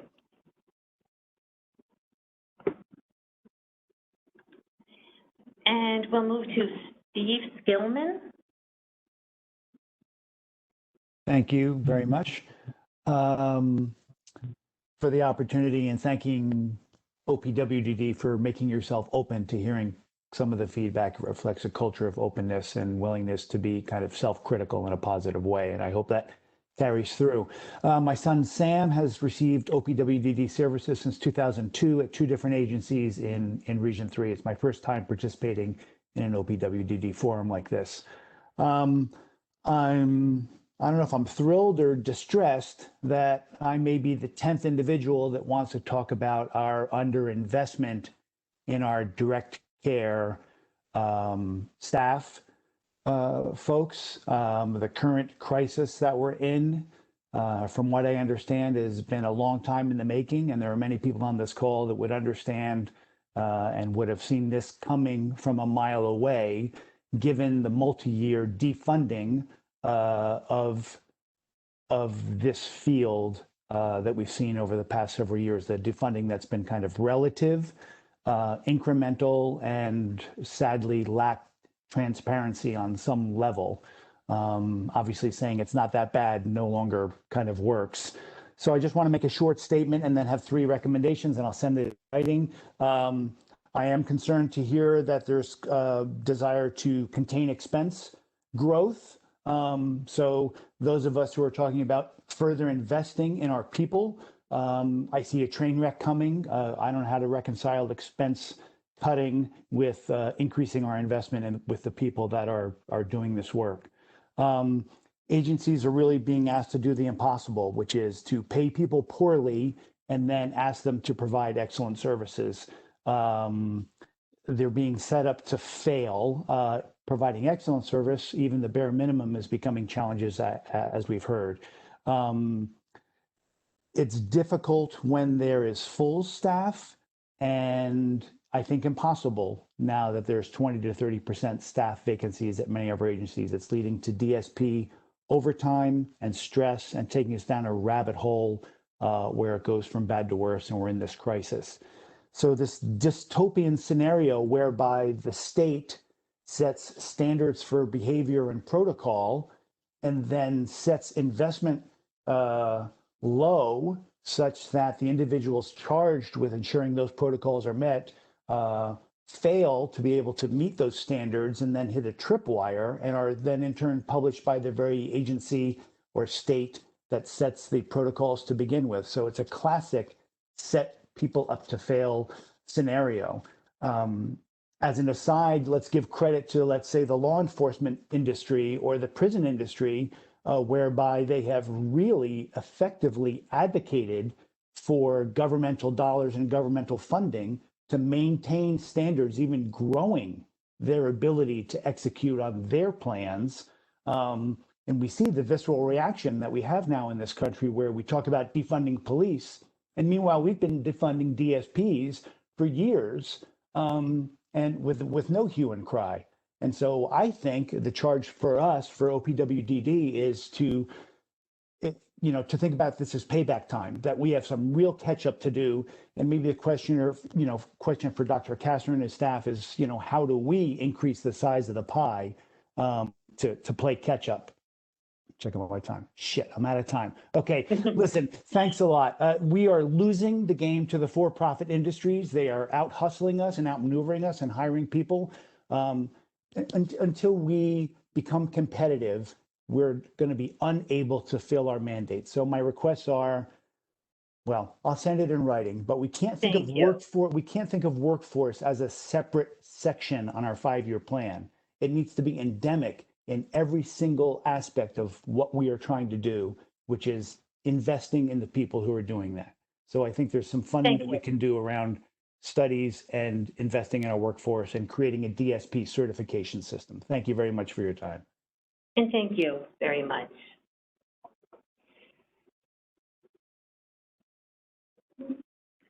Thank you. And we'll move to the next speaker, John Moeller.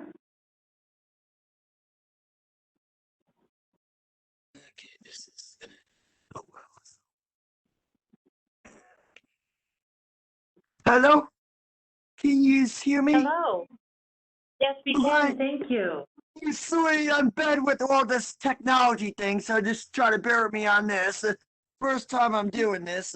Where the heck? Oh, wait, there's the story. You sound good. Is my face showing up? No, but that's okay. We can hear you clearly. I can't even tell what's going on. Oh, wait, maybe that's is it showing up? Who knows?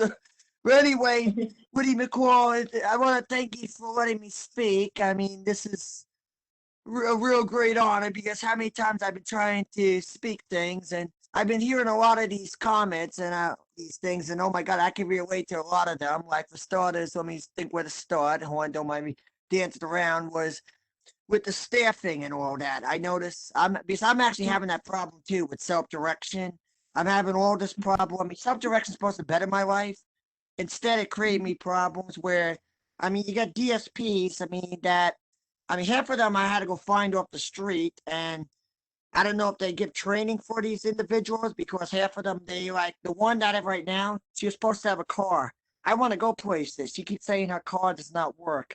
I can't go to Albany. I mean, I could walk up the road to the store, but I can't walk to Albany. I'm in Columbia County. So, I feel like I'm deprived with my services. I can't do the things and I have no one to enforce it. Drugs too. That's the other thing too. Well, I mean, how many times I got people vaping on the house? And I'll be quite honest, I'm against the drugs. I mean, who wants someone vaping in the house? I called my OPWDD, Jennifer Strainer, and I complained about that a while back. She said there's no law about it. It's okay. And I'm like, really? You're kidding me? So they'll have to come to a client's house and smoke and vape, and you draw us under the bus. That's I feel like there needs to be a lot of stuff done with the DSPs. The other thing too is, don't mind Dan, I'm trying to get this all in the 3 minutes here. I mean, there's so much to go on is with Justice Center reports. I'm going to twist it around a bit. Justice Center reports, because I feel like this topic does not really get acknowledged so much. And I have problems where, I use the Justice Center as a good tool because when you're personally trying to get a foot on the work, people don't respond. And I got several bookful. I don't know if anyone could see the camera, but I got about 3-4 bookful of Justice Center reports that doesn't get acknowledged. One of them I made last year, and it being a joke. One of them I made in December because I guess, I don't know if the idea is to cover their own or what, but there's a report last year around March that I've been waiting to be acknowledged. I've been trying to find the supervisor of the individual. I don't know. OPW is supposed to be working for the people. And I'm getting so tired of, there's an advocate at OPWDD I actually am supposed to be helping. You know what's like? You found this advocate and he draws you to the curb, but he plays titty-tee with the client's mother and the client's brother. And I had to hear from my mother over and over how this advocate is going to do this to me, this, that to me. I mean, why did he? I mean, I don't know. Do they pick and choose who they're going to help? I mean, I'm going to pick you, but I'm not going to help you. I've been waiting for a while for this report to be acknowledged. And then the second one with the don't mind me. I know I'm kind of out of time, but I want to dwell on about the start and stuff. The start apparently, I feel like the start needs to apparently. This has to do with I heard people calling about 911 stuff. Well, this was something that happened in December, and I don't know if this was an idea of a joke or what, but I'm still disgusted about this. I was trying to find out what's going on about this report. Then, and I was calling all day to find out because it's been months. Then all of a sudden, I get a bang on my door, 8 o'clock at night. You know who was banging on my door? The police. They tell me that someone from OPWDD told them that I wanted to go kill myself. And I'm like, what the heck? I got all the recordings from that day on December 3rd. So I don't know if it's some idea to shut me up or what, but it's all in the Justice Center. I got all these reports waiting to be acknowledged. I feel like they need to acknowledge reports and self-direction. They really need to do something with the self-direction because I'm going nuts. Thank you. Thank you. We do appreciate those comments. And thank you for those. And we do have a few more speakers. And if you have anything else, you can, submit those. Thank you. So how do I submit it? Just out of curiosity. I'm bad with internet. I heard that. To your local contact, and we can probably reach out to you as well. That would be great. I think that'd be much easier because it took me a while to get involved in this meeting. So that would be another long project. Who knows if I'll get in touch. Yeah. But thank you. Absolutely. Thank you very much. Thank you. Okay. And our next speaker is Stacy Hengersman, and I apologize. I'm sure I probably mispronounced that. That's okay. It happens all the time. Hi, I'm Stacy Hengsterman, President and CEO of Special Olympics New York. I'm also the mother of a 17-year-old with Down syndrome. I felt like I should add that today to join in with the group. Thank you for this opportunity today. We are a statewide organization, Special Olympics, but we are headquartered in Albany. Special Olympics New York changes lives for people with intellectual disabilities. Children, youth, adults who never dreamed they could play a sport, could be part of a team, or really compete when given the chance. Special Olympics New York uses sports as a catalyst to open hearts and minds towards people with intellectual disabilities. We create inclusive communities that benefit not only our athletes, but everyone around them. Compared to individuals with intellectual disabilities who do not participate in our programming, Special Olympics athletes perform better in school, they enjoy stronger family relationships, make friends more easily, and are more likely to be employed. We work with about 67,000 participants across the state. More than 80% of them are under the age of 22.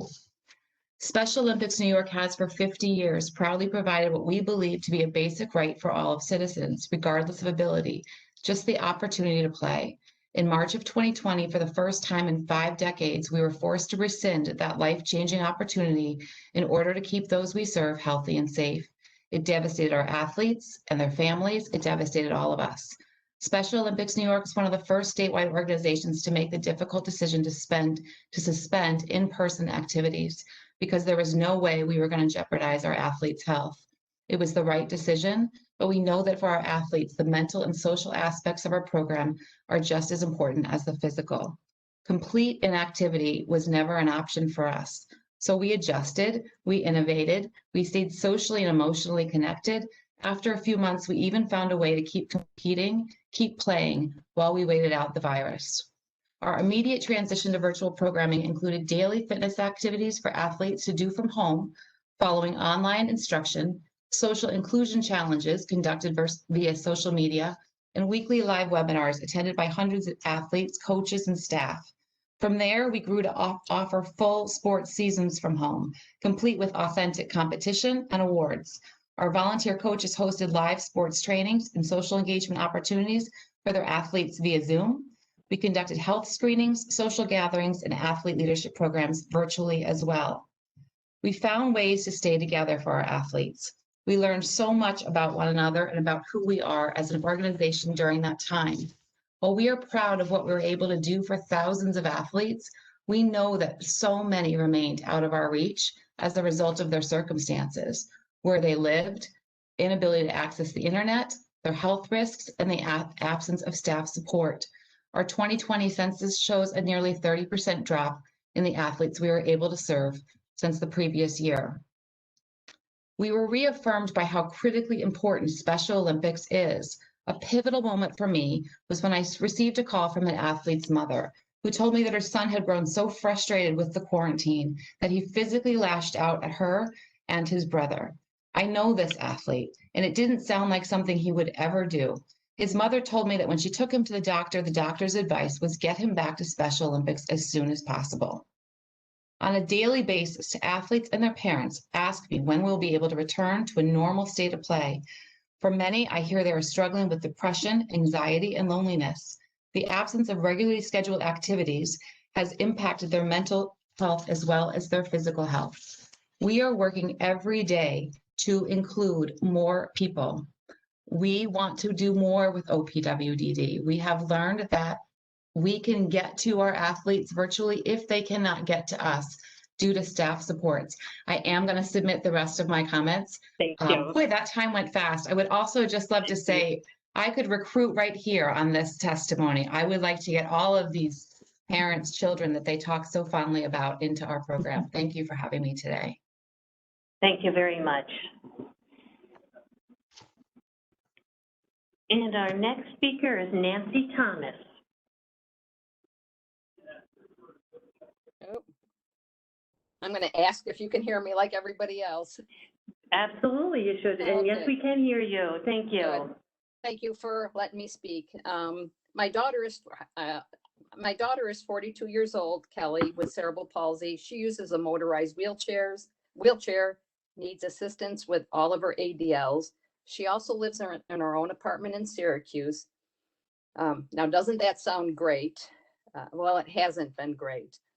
With self-direction, the website, OPWDD website it states that self-direction helps a person make their own decisions on where to live, how to spend their days, what to do in their spare time.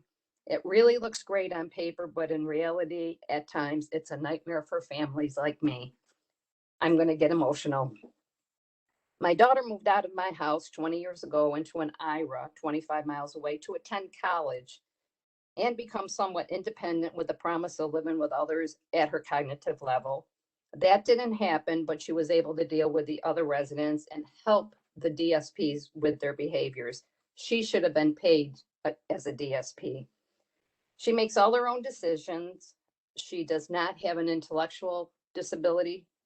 As a matter of fact, she graduated in the top 10% of her class in high school and graduated cum laude from college. Self-determination played a large part in her life since 2010. She used the self-determination to get out of the day program, which was inappropriate, to volunteer at the Humane Society, the local nursing home adult day program, the Red Cross, because she couldn't find a paid job. She always wanted to move to Syracuse, where I have some family members living. She's my only child. Her twin sister passed away. Her care manager and self-determination liaison here, I live in the Finger Lakes as well as in Syracuse, told us that they could help Kelly move out of the IRA to her own apartment. And she did that almost 5 years ago with a roommate, but that lasted a year. She's still looking for a roommate to help with expenses because the self-determination budget doesn't cover 24/7. She does use the CD pass through the county as she needs assistance getting in bed. And once there, she can't move and she suffers from pain, which affects her legs, hips, back, shoulders, and she needs to be repositioned numerous times throughout the night. Then Kelly got sick about 2 years ago, was in the hospital 5 times for about 60 days. I was with her every day. Thankfully, she recovered last February, but 3 months after that, her FI dropped her from services. They said they couldn't support her, and this was because she had no natural supports. I lived 2 hours away. They said self-direction was going to be the answer from her moving from the IRA to where she wanted to live in her own apartment. The agency told us they would help with staffing, and Kelly would have the ability to interview, hire, and fire. And it worked for a while. I'm 70 years old, having a lot of medical issues myself. And now we're told that the only alternative is an IRA, which neither of us wants. We've looked at 5 of them. 4 of them had ramps going into the house, but did not have a wheelchair accessible bathroom. The other one was an hour away from Syracuse in a very rural community. What is needed is non-certified housing options. I love the inclusive community, something that's fully wheelchair accessible, apartments, or having roommates that you want to live with. She's been looking for a roommate for 4 years. There should be a list for people looking for roommates, for people to share apartments. The other thing is her self-determination plan only allows her to pay $14 an hour for a DSP, and it's hard to hire. And I've been driving to Syracuse for a year, spending 2 to 3 days, sometimes 4 days a week to be her staff. It's getting difficult. Then yesterday, she called me to tell me her sit-to-stand is not working properly. We contacted OPWDD and they said they can't repair it. They said we should, you get funding through assistive devices. She has over $30,000 left over in her budget, and her budget renews July 1st. We can't use those funds. And they told us that we have to buy a new sit-to-stand. We have to submit to insurance, get a doctor's statement. It's going to be months. How are they going to toilet my daughter? OPWDD and agencies want families to take full responsibility. We are stressed about our loved ones, caring for our loved ones, wondering what's going to happen to them when we're no longer here. I'm afraid of the future. I'm afraid that my daughter will call me today saying that the sit-stand broke. She doesn't have staff to help her get to the toilet or on the shower chair. I want her to continue to be independent and not dependent upon me. The reason she moved to Syracuse was to get settled in life.